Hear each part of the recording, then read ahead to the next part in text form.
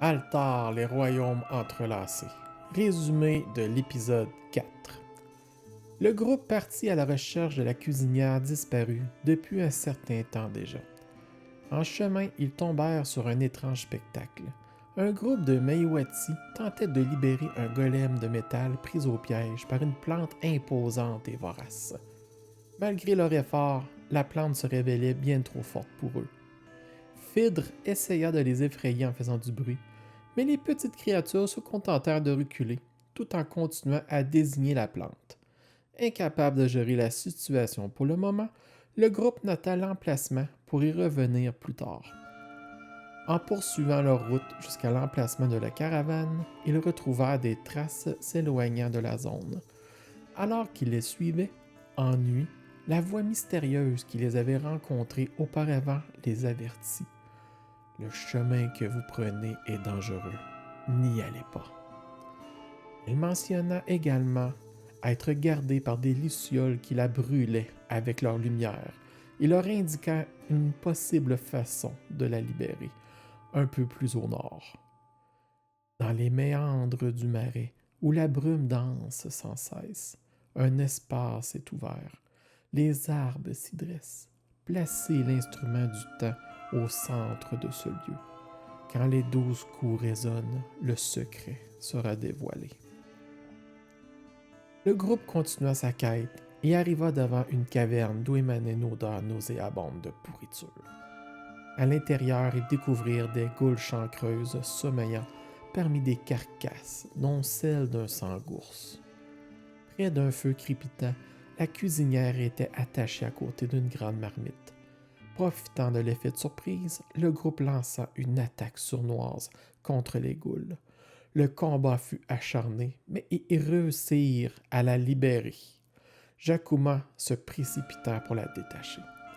Une fois en sécurité, la cuisinière se présenta avec une liste interminable de titres, aussi impressionnants qu'extravagants.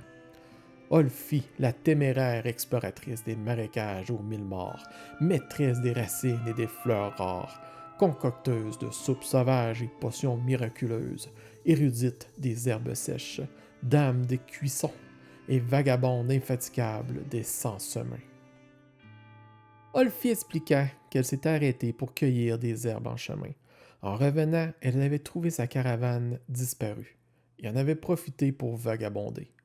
Malheureusement, elle fut capturée par des bandits qui l'obligèrent à cuisiner du sangours. À sa grande horreur, ces derniers se transformèrent en goules après avoir transformé la viande. Avec Olfi, qui se targuait d'être une herboriste renommée, le groupe retourna auprès du golem piégé. Ensemble, ils vinrent à bout de la plante et libérèrent la créature. Le golem, sans dire un mot, se redressa et entama une longue marche en direction du guet de Brumance.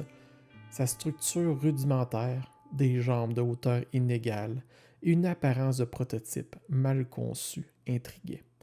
Les Meiwati, bien que présents, ne semblaient ni posséder les connaissances ni les outils nécessaires pour construire une telle création. Curieux, le groupe suivit le golem jusqu'au guet. Cependant, dès leur arrivée, les sentinelles crièrent alerte, ordonnant à tout le monde de se mettre à l'abri. Le golem, quant à lui, joignit ses mains immenses et émit une intense énergie et changea de couleur.